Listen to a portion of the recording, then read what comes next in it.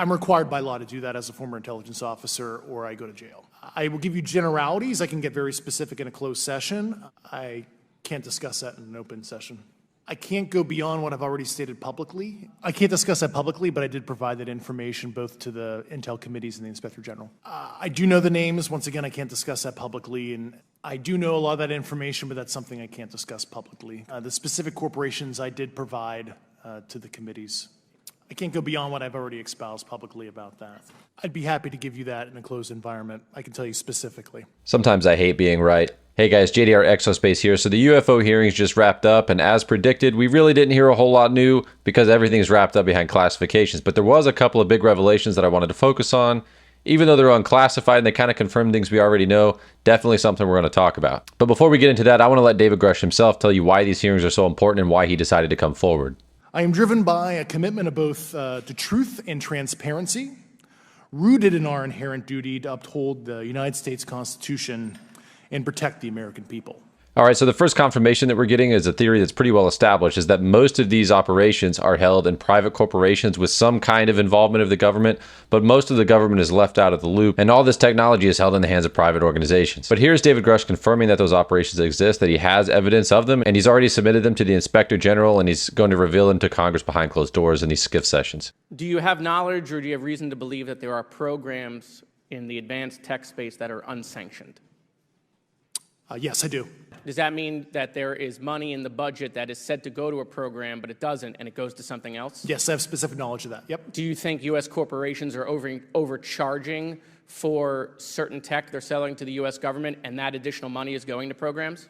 Correct, through something called IRAD. All right, and the big reveal here is that David Grusch does know the locations of alien spacecraft that we've recovered. Now, the obvious downside of this is by simply revealing them in the first place, they're almost certainly going to be relocated to different facilities, so we're never going to find them. We're never going to get confirmation that those were actually there. He's going to reveal, he apparently has evidence and documentation. He's going to reveal these in a closed-door session in SCIF room. But here's what Grusch has to say about it. Mr. Grusch, finally, do you believe that our government is in possession of UAPs?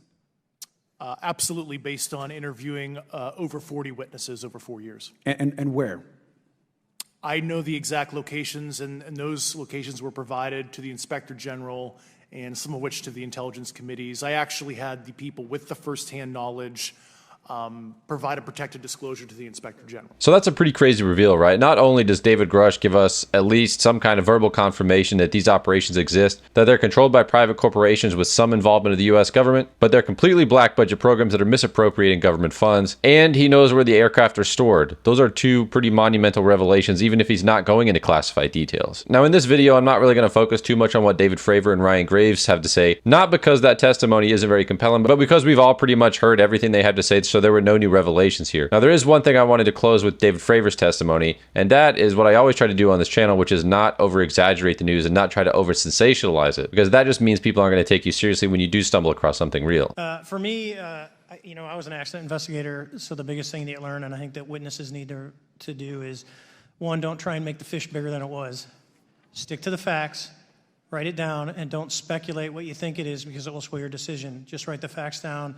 We can get all the facts together, and we can start to investigate and get a real honest story instead of, it was this big.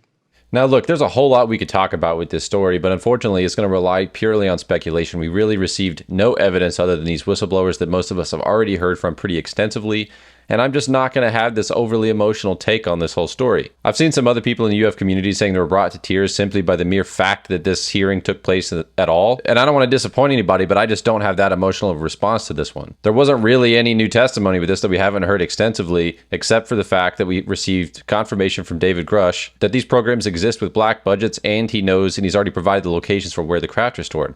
There really wasn't anything new here, and I actually expected it to be a lot longer and maybe have more whistleblowers, but none of that really happened here. And one of the congressmen actually stated in these hearings that one of the main functions of it was to get all of this on the public record so that it wasn't just recorded in various podcasts and stuff on YouTube. And that is important for the congressional record and for the public discourse, but in terms of having new evidence that we can dissect and do a scientific analysis on, really not much new here. So I'm not going to ramble on and speculate about all the things this could and couldn't mean. I'm just going to present the facts merely as they are and leave it at that. But I think that's going to do it for this video. If you haven't subscribed yet, please do so. I still need to get to those 1,000 subscribers so I can actually start getting paid for these videos. So I would really appreciate it if you hit that like button and hit the subscribe so I can keep this channel going. And I will catch you guys on the next one.